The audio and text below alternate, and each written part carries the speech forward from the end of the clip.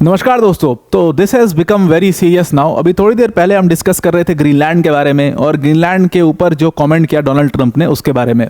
अब उसी वीडियो में हमने डिस्कस किया था कि सिर्फ बात ग्रीनलैंड की नहीं है, बात पनामा की भी है, बात कनाडा की भी है। तो अब हमारा डिस्कशन जो है वो पनामा कनाल के ऊपर होने जा रहा है, बिकॉज पनामा कनाल में भी एक बहुत सीरियस डेवलपमेंट हुआ है अमेरिकन पर्सपेक्टिव से। तो डोनाल्ड ट्रंप ने आपको पता ही है, कहा था कि पनामा कनाल का भी कंट्रोल जो है हम अपने अंडर में ले लेंगे, और वो कंट्रोल सच में अब अमेरिका ने ले ही लिया है एक तरीके से अगर माना जाए तो। एक बिजनेस डेवलपमेंट, एक बिजनेस डील हुई है जहां पर एक कंपनी थी जो कि एक चाइनीज़ बेस्ड कंपनी थी, जो कि not Chinese based but Hong Kong based company थी। चाइना का कितना कंट्रोल है वो आप जानते ही हैं। तो उस कंपनी ने अपने कुछ पोर्ट्स को ट्रांसफ़र किया है ब्लैक रॉक के पास। ब्लैक रॉक्स जो कि एक अमेरिका बेस्ड कंपनी है, और इसीलिए कहा जा रहा है कि लगता है कि पनामा कनाल का जो कंट्रोल है वो डोनाल्ड ट्रंप या वो यूएसए ऑलरेडी ले चुका है। तो जो वो बोल रहे हैं वो एक्चुअल में वो करने की भी कोशिश कर रहे हैं। पूरे इस मैटर को समझते हैं, बिकॉज देखिए एक बहुत बड़ी चीज़ थी इस पनामा कनाल में कि ये पनामा कनाल संभालती तो पनामा की गवर्नमेंट थी, लेकिन कहा यह जाता था, बहुत सारे यूएस के सीनेटर्स ने ऐसा इल्ज़ाम लगाया था कि इस पूरे कनाल के ऊपर जो कंट्रोल है, जो इन्फ्लुएंस है, वो चाइना का आ चुका है और वो यूएस की नेशनल सिक्योरिटी के लिए बहुत बड़ा खतरा है। ऐसा बहुत बार कहा जा चुका था। क्यों कहा जा चुका था समझेंगे अभी।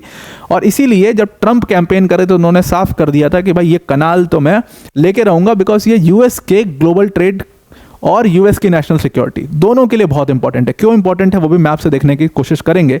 सो इसको पूरा वीडियो को डिटेल में देखते हैं। अब आगे जाने से पहले एक छोटी सी अनाउंसमेंट अनअकैडमी टीम की तरफ से कि अनअकैडमी ने अपने यूपीएससी सीएससी के सभी कोर्सेज पर आपको 60% तक का डिस्काउंट दे दिया है, और डिस्काउंट के बाद हमारी जो कोर्स फीस है वो 22,999 हो जाती है। इस प्राइस में आपको अनअकैडमी की टॉप फैकल्टीज जैसे मृणाल सर, प्रतीक सर, सुदर्शन सर जैसी फैकल्टीज आपको यहाँ पर पढ़ा रहे होंगे। अगर आप ज़्यादा जानकारी लेना चाहते हैं इस बैच के बारे में तो डिस्क्रिप्शन में लिंक दी हुई है, उस लिंक पर क्लिक करके आपको सारी जानकारियाँ मिल जाएंगी। अदरवाइज इस वीडियो के अंत में मैं आपको इस पूरे बैच के बारे में कंप्लीट डिटेल्स दे दूंगा। Now let's come back to our topic. तो हुआ क्या है, एक हांगकांग बेस्ड कंपनी है जिसके पास कई सारे पोर्ट्स हैं। लगभग 23 कंट्री में कहा जाता है कि उनके पास 43 पोर्ट्स थे, और ये हांगकांग बेस्ड कंपनी थी। चाइना का काफ़ी इन्फ्लुएंस था इस कंपनी के ऊपर। और अभी रिसेंटली क्या हुआ है कि एक बिजनेस डील हुई है जहाँ पर इस कंपनी ने अपने इन 43 पोर्ट्स, जो सारे इसके पास 43 पोर्ट्स थे, उसको ट्रांसफर कर दिया है ब्लैक रॉक। ब्लैक रॉक ये वही कंपनी है जो कि अमेरिका बेस्ड कंपनी है। इसका नाम आपने ज़रूर सुन रखा होगा, और ट्रंप का जो पूरा पॉलिटिकल कैंपेन है उसमें कई सारी बड़ी कंपनीज ने पैसा लगाया था, जिनमें से एक ये ब्लैक रॉक भी है। सो इसने यहाँ पर ट्रंप का पैसा, उसमें मतलब ट्रंप के कैंपेनिंग में ही पैसा लगाया था। तो आप समझ सकते हैं कि ब्लैक रॉक जो है वो किस तरफ लीनिंग है। और इसीलिए कहा जा रहा है कि ये पोर्ट्स जब ट्रांसफ़र किए गए हैं ब्लैक रॉक को, इसी पोर्ट्स में पनामा कनाल के भी 2 बहुत इंपॉर्टेंट पोर्ट्स ट्रांसफ़र हुए हैं। अभी हम मैप के जरिए वो दोनों पोर्ट्स देख लेंगे कौन से हैं। तो वो दोनों पोर्ट्स भी क्योंकि ब्लैक रॉक के पास आ गए हैं, इसीलिए कहा जा रहा है कि वापस से पनामा कनाल जो है वो अमेरिकन कंट्रोल में आ चुका है, और चाइना का जो कंट्रोल हुआ करता था इस कनाल के ऊपर वो अब खत्म हो चुका है, और इसमें कहीं ना कहीं अमेरिका की एक बहुत बड़ी जीत हुई है। अब सबसे पहले इस पूरे डील के ऊपर जाने से पहले पनामा कनाल की इंपॉर्टेंस समझनी बहुत ज़रूरी है। अगर आप देखोगे पनामा कनाल की इंपॉर्टेंस तो इस मैप के थ्रू आपको सीधा सीधा दिख जाएगा। देखो अभी क्या है, ये 2 सिटीज़ हैं, ये न्यूयॉर्क है और ये सैन फ्रांसिस्को है। अब आप देखिए कि ये न्यूयॉर्क और सैन फ्रांसिस्को जो है वो एक दूसरे से कनेक्ट, जो सी रूट के थ्रू कनेक्ट हो रहे हैं, वो एक पॉइंट से होकर के गुजर रहे हैं, और ये जो पॉइंट है इसी को हम पनामा कनाल कहते हैं। अब ये पनामा कनाल बनाया भी यूएस ने था, चला भी इसको एक समय पर यूएस रहा था, लेकिन बाद में जो ये कंट्री है पनामा वो एक इंडिपेंडेंट कंट्री बनी और इसको ट्रांसफ़र किया गया। तो अब आप देखोगे ये डिस्टेंस, ये बहुत छोटी डिस्टेंस लग रही है। ये टोटल लगभग 8,500 किलोमीटर की डिस्टेंस है, और इसको कवर करने में 11 दिन लगते हैं। मतलब एक यूएस सिटी से दूसरी यूएस सिटी को कवर करने में 11 दिन और 8,500 किलोमीटर लगते हैं। लगभग 6% जो दुनिया का ग्लोबल ट्रेड है वो इसी पनामा कनाल के थ्रू गुजरता है, और इसीलिए यूएस के लिए बहुत इंपॉर्टेंट है। अगर सपोज मान लीजिए ये कनाल नहीं होता तो न्यूयॉर्क से सैन फ्रांसिस्को जाने में आपको पूरा साउथ अमेरिकन जो ये कॉन्टिनेंट है इसको पूरा एनसर्कल करके जाना पड़ता, और वो लगभग आपके लिए 22,500 किलोमीटर का डिस्टेंस होता। 22,500 किलोमीटर का डिस्टेंस कवर करने में लगभग 1 महीने का समय, लगभग 30 दिन, 27 से 30 दिन आप मान लीजिए ये आपको लग सकता था। उसके बाद ये इतना लंबा डिस्टेंस, टाइम सब कुछ ज़्यादा होता तो प्रोडक्ट की कॉस्ट भी बहुत ज़्यादा बढ़ जाती। और सिर्फ कॉमर्शियली नहीं, आप इसको मिलिट्री पर्पज़ से भी देखिए, ये बहुत ज़्यादा इंपॉर्टेंट है यूएस के लिए। इसीलिए जब डोनाल्ड ट्रंप कैंपेन कर रहे थे तो बार बार वो जोर दे रहे थे इसी पनामा कनाल यानी कि इसी पॉइंट के ऊपर। ये स्ट्रैटेजिकली यूएस के लिए इतना ज़्यादा इंपॉर्टेंट है। दुनिया भर का 70% जो सी ट्रैफिक है वो अकेले पनामा कनाल से गुजरता है। मतलब इस पूरे नॉट दुनिया भर का बल्कि इस एरिया का जो सी ट्रैफिक है 70% वो इसी पनामा कनाल से गुजरता है और इसीलिए यूएस के लिए बहुत इंपॉर्टेंट है। अगर आप हिस्ट्री में जाओगे तो साल 1900 में यूएस ने इसका डेवलपमेंट शुरू कराया था, फिर 1914 तक पनामा कनाल बन गया। और इसको एक इंजीनियरिंग मार्वल भी कहा जाता है बिकॉज ये आपको जो सी है इसकी अगर आप पूरी बनावट देखेंगे तो वो इस तरीके की है जो इसमें मैकेनिकल फंक्शंस का इस्तेमाल किया गया है, नॉट नेचुरल। और वो आपको सी जो हाइट है उससे कुछ 80 मीटर ऊपर शिप्स को ले जाता है और फिर वहाँ से पास होती है, फिर वहाँ से नीचे जाती है। आप जा करके देख सकते हो, अगर आप सिंपल गूगल सर्च करोगे तो आपको उस इंजीनियरिंग मार्वल का एक जो वीडियो है वो मिल जाएगा किस तरीके से पनामा कनाल वर्क करता है।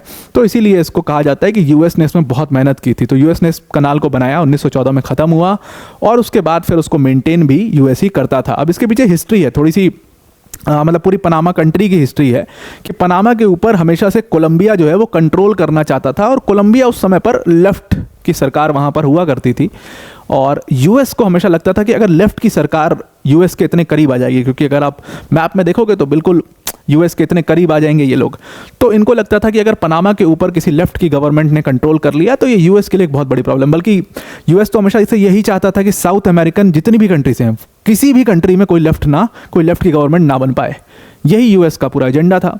तो इनको लगा कि भाई अगर पनामा तक ये पहुंच जाएंगे तो बहुत दिक्कत है, यूएस के बहुत करीब ये लोग पहुंच जाएंगे।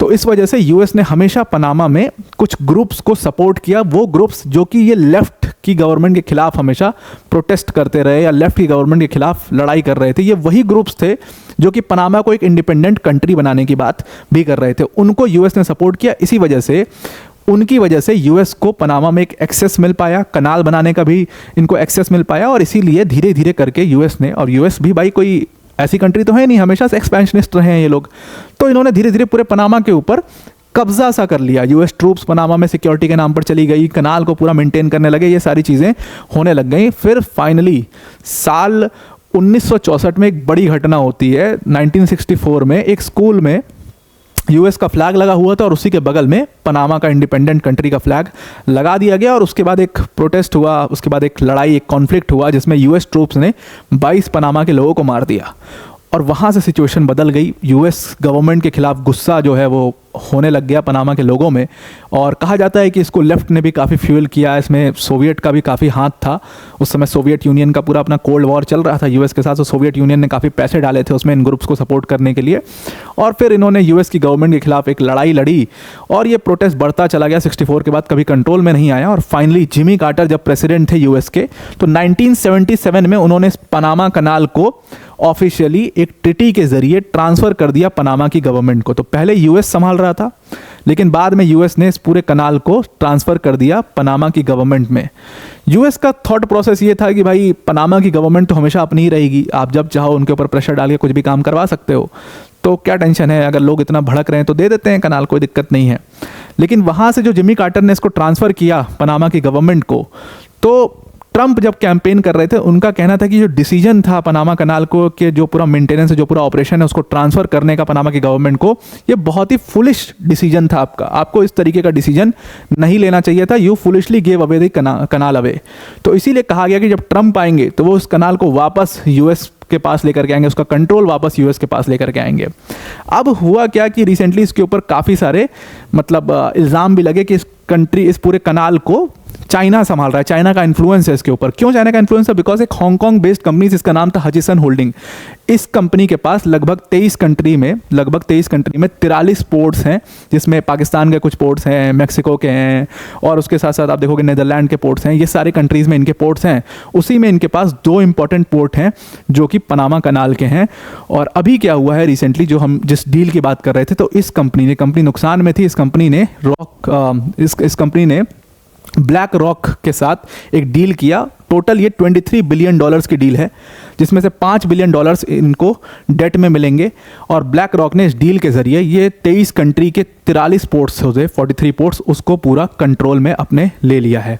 तो जब ये पोर्ट्स सारे कंट्रोल में लिए हैं, उसमें 2 इंपॉर्टेंट पोर्ट्स यानी कि बाल्बोआ और क्रिस्टोबल, ये दोनों पोर्ट्स भी ब्लैक रॉक ने अपने कंट्रोल में ले लिया है। अब अगर आप इन दोनों पोर्ट्स की लोकेशन देखोगे तो ये अगेन ये पनामा कनाल है, ये पनामा कनाल की आपको लोकेशन दिख रही है, ये पनामा कनाल एग्जैक्टली ये वाली जो पॉइंट है, this is your Panama canal. अब यहाँ का जो ओपनिंग पॉइंट है, ये जो ब्लैक डॉट आपको दिख रहा है, ये है एक्चुअल में बाल्बोआ का पोर्ट, और इधर अगर आप देखोगे जो क्लोजिंग पॉइंट है, दिस इज योर क्रिस्टोबल का पोर्ट।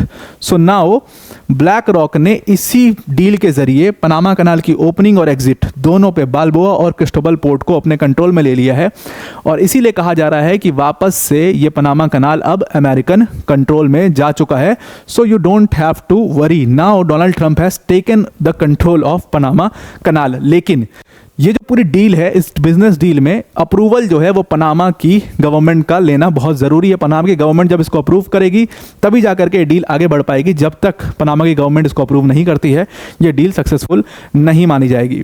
इसके अलावा अगर आप देखोगे तो यूएस के सेनेटर्स ने कई बार ये इल्ज़ाम लगा चुके हैं, जैसे टेड क्रूज का बयान देखिए, यूएस के सेनेटर हैं टेड क्रूज, इन्होंने ये इल्ज़ाम लगाया था कि भाई पनामा के ऊपर जो कंट्रोल है लगातार वो चाइना का बढ़ते चला जा रहा है, बिकॉज चाइनीज़ जो कंपनीज़ हैं वो ओपनिंग और एग्जिट दोनों पॉइंट पर बैठी हुई हैं, तो वो जब चाहेंगी वो हमारे पैसेज को ब्लॉक कर सकती हैं, और ये मिलिटरली और कॉमर्शियली दोनों के लिए हमारे लिए बहुत नुकसानदायक है। ये बात जनवरी में कही थी। उसके बाद जैसे ही ट्रंप पावर में आते हैं, अभी recently starting of February, Marco Rubio जो कि यूएस के सेक्रेटरी ऑफ स्टेट हैं, उन्होंने विजिट किया पनामा, और पनामा में विजिट करके वो डायरेक्ट वहाँ के प्रेसिडेंट राउल मुलिनो से मिले, और वहाँ पर उनसे कहा कि भाई चाइनीज़ इन्फ्लुएंस आपको ख़त्म करना पड़ेगा, नहीं तो आपको रिटेलिएशन झेलना पड़ेगा यूएस से। और उसका इम्पैक्ट क्या हुआ? उसका इम्पैक्ट ये हुआ कि पनामा के पास एक ऑफर था, चाइना का ऑफर था कि भाई आप मतलब पनामा जो है एज अ कंट्री चाइना के बेल्ट एंड रोड इनिशिएटिव में ज्वाइन कर सकती है। पनामा ने मार्को रूबियो के उस मीटिंग के बाद उससे क्विट कर दिया और बेल्ट एंड रोड इनिशिएटिव को ज्वाइन करने से मना कर दिया, उससे बाहर अपने आप को निकाल लिया, और इसके लिए चाइना ने काफ़ी ज़्यादा कंडेम भी किया। और इसीलिए जो ये आप ट्रेड वॉर देख रहे हो, ये एक्चुअल में शुरू हो चुका है यूएस और चाइना के बीच में। चाइना को ऐसा लगता है कि इस पनामा की अथॉरिटी ने जो ये मना किया belt and road initiative join करने से, ये उनको काफ़ी ज़्यादा नुकसान देगा, और इसीलिए एक पूरा ट्रेड वॉर भी शुरू हो चुका है। और इसीलिए कहा जा रहा है कि अब ऑफिशियली एक तरीके से, ऑफिशियल नहीं मतलब टेक्निकली एक तरीके से पनामा कनाल को यूएस ने अपने कंट्रोल में ले लिया है। लेकिन सवाल पूछे गए हचिंसन कंपनी के जो आपके को डायरेक्टर थे, मतलब मैनेजिंग डायरेक्टर थे, उनसे कि क्या ये सच में ऐसा है जो कहा जा रहा है कि आप लोगों ने गवर्नमेंट का कितना कंट्रोल होता है, कितना रोल होता है ये सब डील्स में। तो उन्होंने कहा देखो ये कॉमर्शियल डील थी एक पूरी तरीके से, और इसका पॉलिटिकल न्यूज़ जो आप सुन रहे हो उससे कोई लेना देना नहीं है, लेकिन ये सब तो कहने वाली बात है। टेक्निकली आप भी समझ गए होंगे कि किस तरीके से अमेरिका ने पनामा कनाल का कंट्रोल ले लिया है। तो आई होप आपको पूरा आर्टिकल समझ में आ चुका होगा। अब वीडियो को एंड करने से पहले अनअकैडमी टीम की तरफ से एक बहुत बड़ी अनाउंसमेंट है। तो अनअकैडमी ने अपने यूपीएससी सीएससी के सभी कोर्सेज में आपको 60% तक का डिस्काउंट दे दिया है। डिस्काउंट के बाद जो कोर्स फीस है वो 22,999 हो चुकी है। इन बैचेस में आपको अनअकैडमी की टॉप फैकल्टीज जैसे मृणाल सर, प्रतीक सर, सुदर्शन सर जैसी फैकल्टीज पढ़ा रहे होंगे। ये बैच अपने आप में कंप्लीट प्रोग्राम है। जीएस, सीसैट, टेस्ट सीरीज सब कुछ यहाँ पर कवर किया जाएगा। उसके साथ साथ मेंस टेस्ट सीरीज का इवैल्यूएशन भी होगा, डेडिकेटेड डाउट सॉल्विंग सेशंस होंगे, 1-to-1 मेंटोरशिप भी इसमें आपको मिल जाएगी।